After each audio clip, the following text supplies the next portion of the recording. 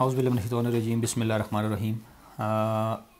ये है जी बयान एहसान का बयान है। एहसान का बयान है। तो इसका इशारा पढ़ते हैं।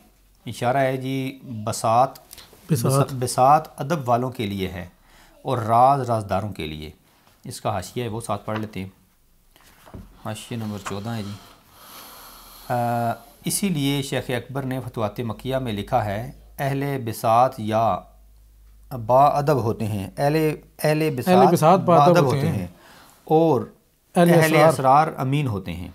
अच्छा, ये बिसात दोबारा से पढ़ना, ओरिजिनल क्या था? अहले ओरिजिनल है जी कि बिसात अदब वालों के लिए है और राजदारों के लिए। राज वाले जो होते हैं वो अमीन होते हैं, राजों की हिफाजत करते हैं और जो उसकी हुजूरी में होते हैं वो बाअदब होते हैं। तो ये हुजूरी है बिसात से मुराद। बिसात से मुराद हुजूरी, और जो राजदार है वो तो है ही है, वो तो मतलब उस अमीन है, उसने अपने पास वो राज रखना है, इस तरह उसको अफशा नहीं करना। ये रिजवाना हमीद साहब ने कहा है कि जी फ़ियूज़ुर रहमान तफसीर है, मुझे नहीं पता कौन सी है। एक तफसीर ये उनके असद साहब आपके लिए उन्होंने लिखी है, फ़ियूज़ुर रहमान तफसीर। अब पता नहीं, आप इसको मार्केट से पता करें। अगला है जी लतीफ़ा। बिसात पर दो ग्रोह खड़े हैं, एक ग्रोह जिसने सफ़र किया और मंजिल पर पहुंचा। इस ग्रोह की शर्त सर झुकाना और अदब से पेश आना है। ये वो बिसात हैं जो अदब वाले हैं। सही बात है, हुजूरी वाले जो हुजूरी में पहुंच गया तो अदब सर झुका के खड़े होगा ना। सो जिससे एक शर्त छूटी तो उससे दूसरी भी छूटी और वो ना पहुंचा। दूसरा वो ग्रोह जिन्हें जज़ब किया गया, हक ने इन्हें इब्तदा ही से अपनी जानिब खींचा और ख़ुद उनका ख्याल किया। इन पर गैर हक का कोई एहसान नहीं। उसने इन्हें अदब सिखाया, जैसा कि आप सल्लल्लाहु अलैहि वसल्लम ने फरमाया, बेशक अल्लाह ताला ने मुझे अदब सिखाया तो बेहतरीन अदब सिखाया, और हमारी बात का इनकार मत कर, क्योंकि अहले सुन्नत वहब और कसब दोनों का एतराफ़ करते हैं। वहब से तू उसकी ज़ात की मार्फत पाता है और कसब से तू उसके वजूद की मार्फत तक जाता है। कसब से मतलब अपनी मेहनत से।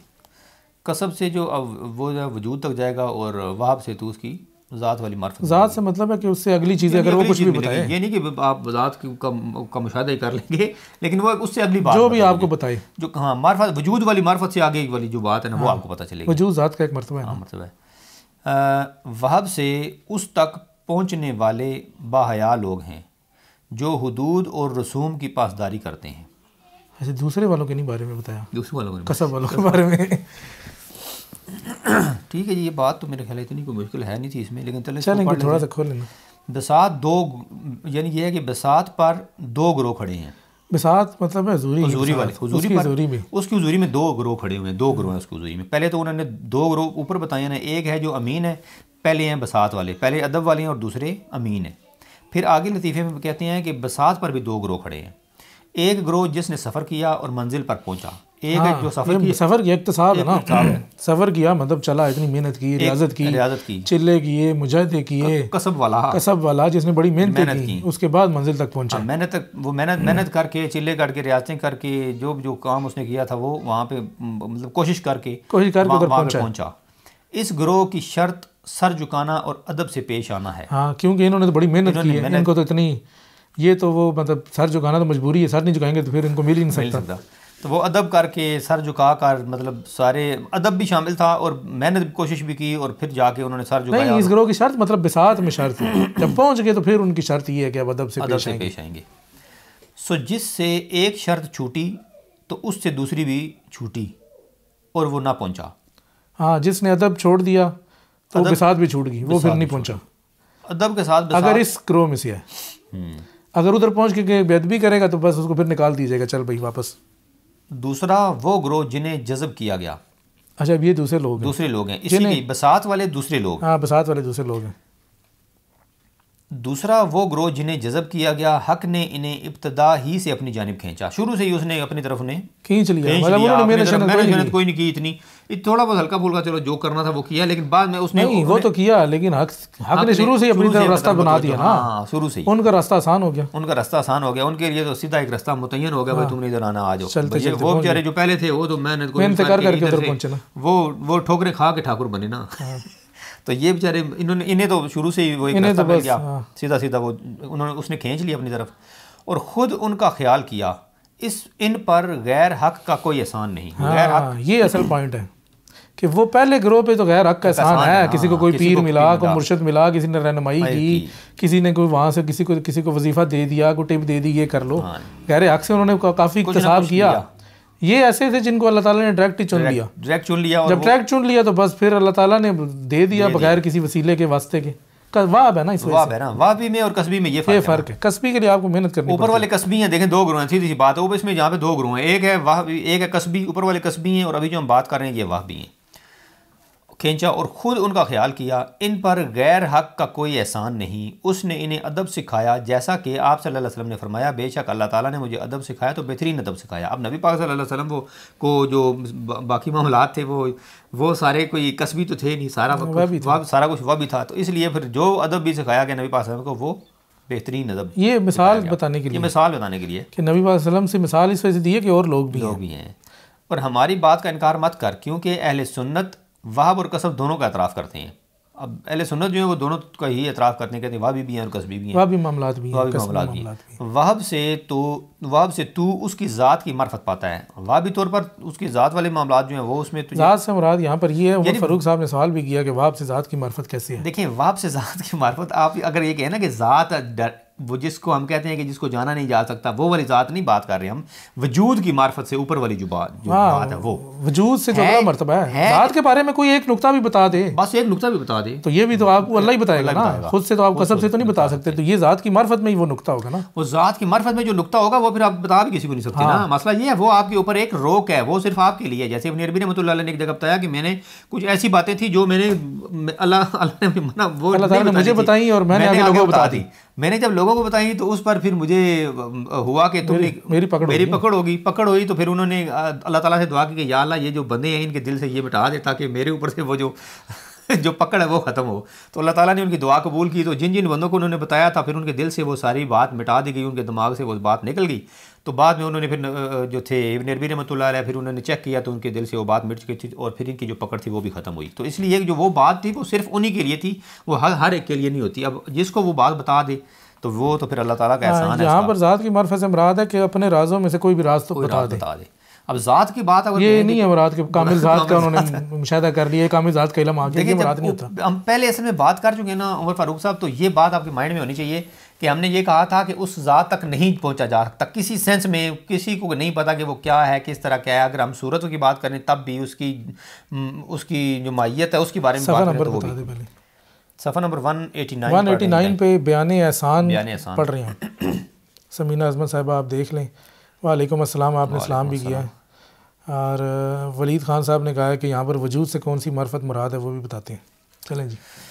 अच्छा जी, तो यहाँ पे ये था जी कि क्योंकि अहले सुन्नत वहब और कसब दोनों का एतराफ़ करते हैं। वहब से तू उसकी ज़ात की मार्फत पाता है और कसब से उसके वजूद की मार्फत तक पहुँचता है। वहब से उस तक पहुँचने वाले बाहया लोग हैं जो हुदूद और रसूम की पासदारी करते हैं। ठीक है।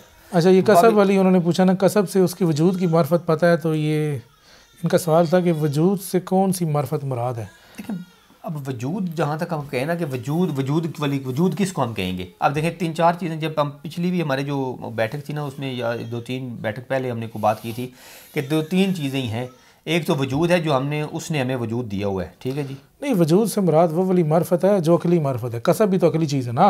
हाँ। अकल से आपको पता चलता है कि एक अल्लाह ताला है जिसने सारी कायनात को बनाया, ये तो आप कसब से भी बता सकते हैं, अकल से भी बता सकते हैं। तो वजूद से मुराद कसबी और अकली मार्फत है, और वाब से मुराद खबरी मार्फत है जो वो बता दे आपको अपने राजों में से कुछ भी। जिस तरह के नबी आपको कोई बताता है तो अकल से तो नहीं बता रहा ना। यानी वजूद से मुराद है जो आपने कसब से किया सारा कुछ, वो वजूद से नहीं, वजूद तक आप कसब से पहुँच सकते हैं। जैसे कि अहले अकल भी पहुँच गए, उन्होंने कहा कि फ़लसफ़ा भी तो खुदा के वजूद तक पहुँचेंगे ना, तो अहले तौहीद अकली वाले भी तो पहुँचेंगे ना, तो जन्नत में जाएंगे। तो अल्लाह तक पहुँचेंगे तो तौहीद तक जाएंगे ना। तो अकल से जो चीज़ है वो वजूद है, उसका मतलब एक खाका कह लेंगे वो वजूद है बस। बाकी डिटेल आपको नहीं पता कि वजूद कैसा है, उसकी कौन सी सिफात है। नहीं वो और खबर से जो मार्फत है वो सारी वो है कि जिसमें अस्मा है, उसके सिफात हैं, तो बाकी डिटेल। जब हम वहदतुल वजूद कहते हैं ना, तो वहदतुल वजूद भी वही है, उसी को ही कहेंगे। वहदतुल वजूद वही वजूद है जो एक है, उसी को ही हम वजूद कहेंगे। उसकी मार्फत तो है ही है ना हमें, नहीं हमें है ना, आम बंदे को किस तरह? हाँ आम बंदे को फिर वो जो मुसलमान ही नहीं है उसको किस तरह होगी? जो अकल से काम ले ये उन लोगों के लिए। कसब से तो कोई भी आ सकता है ना, कोई शर्त तो नहीं है कि मुसलमान ही होगा तो आए। अल्लाह की तलब में तो काफिर भी चल सकता है कि हाँ जी पता करूँ कौन है, कायनात किधर से बनी, कौन खालिक था, ये उस सेंस में बात की। ठीक है जी, ये भी हो गया, एहसान का वाला भी हो गया बयान। अच्छा, वाब से उस तक पहुंचने वाले बाहया लोग हैं। अच्छा, ये वाब वाले भी बाहया हैं और ये अदब करते हैं, अदब भी करते हैं, नहीं अदब का नहीं मतलब हुदूद और रसूम की पासदारी करते हैं। वाले बाहया लोग हैं जो हुदूद और रसूम की पासदारी करते हैं। और कसब से पहुंचने वालों के उन्होंने कहा कि जी जो सर झुकाते और अदब से पेश आते हैं, अगर वो अदब से पेश नहीं आएंगे तो उनको निकाल दिया जाएगा। कसब वालों को वाब वाले हैं वो हुदूद और कुयूद जो है ना उसकी पासदारी तो करते हैं, तभी जहाँ हाँ नहीं असल में यहाँ पर सवाल ये पैदा होता है ना कि अगर हुदूद और कुयूद की पासदारी करते हैं, कि जो हुदूद और कुयूद की पासदारी ना करे तो क्या उसके बारे में कहेंगे कि इसको वाबी मार्फत है? ऐसा बहुत से मजदूर लोग होते हैं, वो तो कहते हैं ठीक है, तो जज्ब की कैफियत में ना वो हुदूद और कुयूद जो शरीयत ने हमें चीज़ें बताई हैं उनसे बाहर होते हैं, वो ऐसी बात किसी चीज़ के ऊपर अमल नहीं करते। ये हुदूद और कुयूद से मुराद ये है कि अगर तो अपने होशोवास में है तो फिर हुदूद और कुयूद की पासदारी करेंगे, अगर तो जज्ब वाली कैफियत में है और उनकी अकल भी नहीं है, उनको अपनी समझ भी नहीं है, उस कैफियत में नहीं करेंगे। दुनिया में भी यही है ना। लेकिन अगर होश में आ गए और फिर भी नहीं कर रहे और कह रही हम तो पहुंचे हुए, तो इस तरह नहीं हो सकता। हद उसी के ऊपर लागू होती है जो बंदा, जिस बंदे को थोड़ा मतलब होश हवास में होता है बंदा, हद उसी के ऊपर लागू होती है, अदरवाइज दूसरे को तो उसको तो छूट होती है। अच्छा ये करें ना, इसका पता नहीं क्या हुआ है, पढ़े मुकम्मल होगी। हाँ ये कह रहे हैं वाब वालों पर अदब लाजिम नहीं किया। देखिए उन्होंने खुद ही क्या बाहया लोग वही होता है जो बादब भी होगा। अब मुराद अदब ही है ना इसमें, आप दूसरी अदब है, आप इसको कोई और इसको ना समझिए, मतलब मुराद वही चीज़ है, अल्फाज दूसरे हैं। अदब क्या, अदब से हम क्या मुराद लेते हैं? किसी बाहया वो है जो अदब से भी आगे है, अदब कर रहे हैं तो बाहया बनना ना, वरना किस तरह बन सकता है? अदब से मुराद ही देखें यही है कि जो उसके अहकामात हैं उसके ऊपर अमल किया जाए, यही अदब है। अदब ये नहीं कि सिर्फ आप हाथ बांध के खड़े हुए हैं और बाकी चीज़ों को नहीं मान रहे। नसीब साहब आए हैं, मैं उनको लेके आता हूँ, आप इसको कंटिन्यू करें ज़रा। सवाल अच्छा जी, सवाल ये है, सवाल है ये, सवाल किधर है? सईद शाह साहब ने कुछ लिखा था, मुझे सवाल ही समझ नहीं आया था, उन्होंने पता असल में वो उधर लिखा हुआ है इतना बड़ा। चलो पढ़ते हैं। उमर फारूक साहब कह रहे हैं जनाब, मैं बाबा जी कहाँ का समझदार हूँ, ये तो सब आपकी समझदारी का बयान कर रहा हूँ। चलें जी, आप हैं तो सही, कुछ ना कुछ तो समझदार हैं कि समझदार बंदों को समझ लेते हैं। वली साहब कहा जी मतलब दिल से अदब अमली तौर पर ना कि ज़ाहरी फेली। ठीक है जी। डॉक्टर इकबाल ख़ान साहब आए हैं, कह रहे हैं आला वजूद की मार्फत किस तरह हो सकती है? बशरी सिफ़ात के साथ वजूद की मार्फत नामुमकिन है, अल्लाह की सिफ़ात की मार्फत मुमकिन है। असल में वजूद भी उसकी एक सिफती है, तो ये हो तो सकती है, लेकिन ये वजूद आप जो ज़ाती वजूद कह रहे हैं वो मुराद इधर नहीं है, ज़ात मुराद नहीं है, वजूद एक मरतबा है और उसको भी उसके मुख्तलिफ़ पैरामीटर्स हैं। यहाँ पर शेख ने जो है ना अकली वाले से बात की है, जो कसबी अकली वाले से लोग इस तक पहुँचते हैं। हसीब साहब वही हैं जो साइंस और शेख के वाले से जाते हैं। आप मशहूर हो गए हैं, लोगों को पता चल गया। और यहाँ पे नहीं, इंडिया में आपको आपके बारे में असल में हम बताते रहते हैं ना कि हसीब साहब हमारे पास एक हैं, बड़ा साइंस के बारे में गहरा इल्म रखते हैं और रिलेटिविटी की थ्योरी और पता नहीं क्या क्या, तो इस वजह से फिर एक दो दफ़ा हमने जिक्र किया ना। असल में लोग इधर साइंस के भी सवाल कर लेते हैं ना, फिर हम कहते हैं भाई हमें तो पता नहीं, एक बंदा हमारे पास है वो एक्सपर्ट है, जब वो होगा तो फिर उसका जवाब हम दे सकते हैं, कंपैरिजन करके तो वो आपको बता सकते हैं। तो इस सेंस में ये बात की थी।